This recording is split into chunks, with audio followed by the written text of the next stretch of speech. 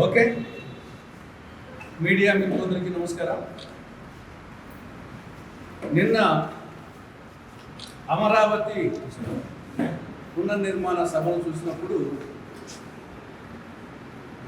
Allu Arjun cinema ఆర్యాలో ఒక పాట జ్ఞాపకానికి వస్తాం. ఆ అంటే అమరాపురం, ఆ అంటే ఆంధ్రాజనం అనే పాట జ్ఞాపకానికి వస్తాం. ఇక్కడ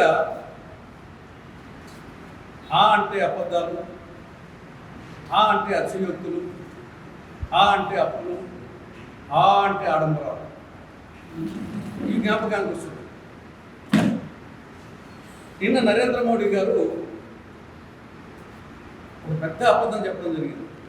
ఏంటంటే ఆ అంటే అబద్ధం. ఏమిటి అబద్ధం?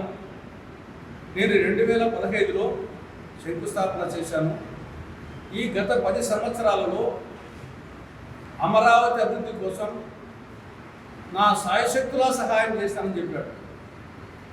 ఇది పెద్ద జోక్, ఇది పెద్ద అబద్ధం. బొంకర పొలిగా అంటే కంగుటూరి మిరియాలు తాటికాయని తనడట ఒక అబద్ధాలకు.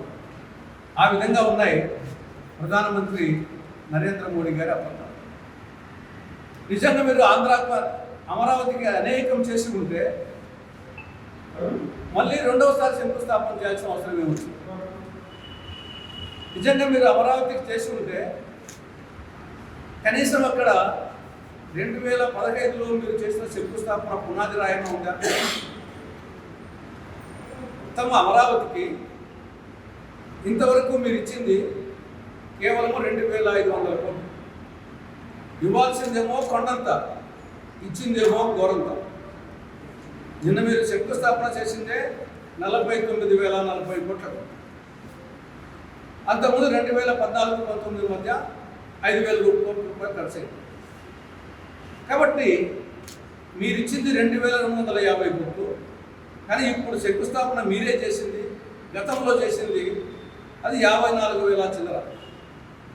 కానీ ఏ విధంగా మీరు వచ్చేసి అమరావతికి నేను సంపూర్ణ మద్దతు ఇస్తానని చెప్తున్నారు? కాబట్టి ఇది పచ్చి అబద్ధం. రెండవది ఆ అంటే అతిశయోక్తులు. ఏం చెప్పాడు ఆయన?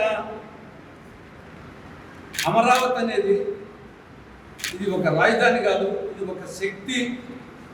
అమరావతి అనేది భారతదేశానికి ఒక ఇంజన్గా, గ్రోత్ ఇంజన్గా పనిచేస్తుందని చెప్పడం జరిగింది.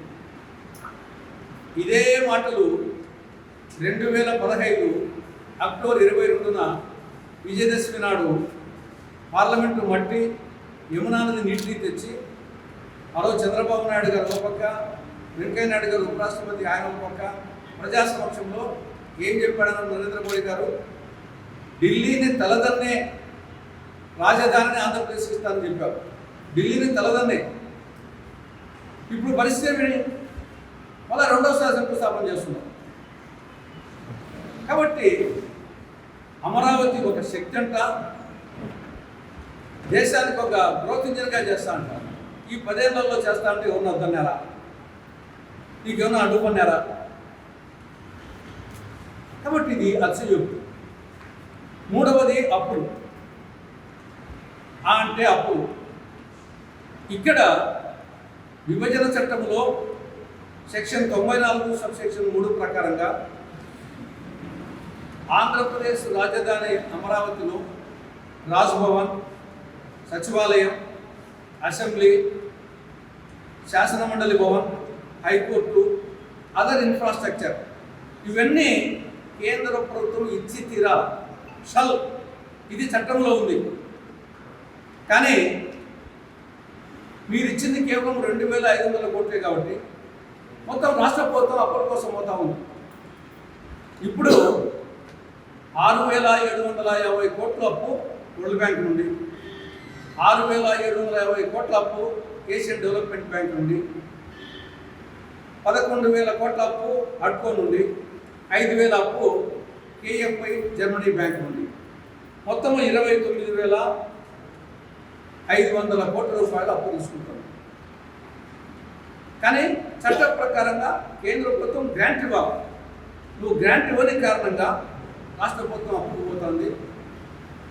ఆ అప్పు వచ్చేసి రాష్ట్ర ప్రభుత్వం తీర్చాలి, అంటే ప్రజలు తీర్చాలి. కాబట్టి మూడవది ఆ అంటే అప్పు. నాలుగవది ఆ అంటే ఆడంబరం. ఇక్కడ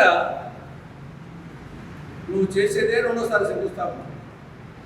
ఆల్రెడీ శంకుస్థాపన అయిపోయింది, చెయ్యాలి చెల్లి పెళ్ళి మళ్ళీ మళ్ళీ అన్నట్లు ఇది నువ్వు చేస్తూ ఉండేదే రెండో పెళ్ళి, మళ్ళీ పెళ్ళి. ఆల్రెడీ 2015 అక్టోబర్ 22న ఆల్రెడీ శంకుస్థాపన అయిపోయింది, మొదటి శంకుస్థాపన. ఇప్పుడు నువ్వు చేస్తూ ఉండేది మళ్ళా దానికే రెండోసారి శంకుస్థాపన. కాబట్టి ఇది మళ్ళీ పెళ్ళి.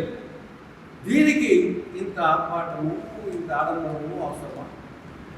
6,000 మంది పోలీసులు, 4,500 బస్సులు, కొన్ని వేల కార్లు, డాక్టర్ మహిళలు, ఉపాధి కూలీలు, విద్యార్థులు, ఎండాకాలం ఒకతను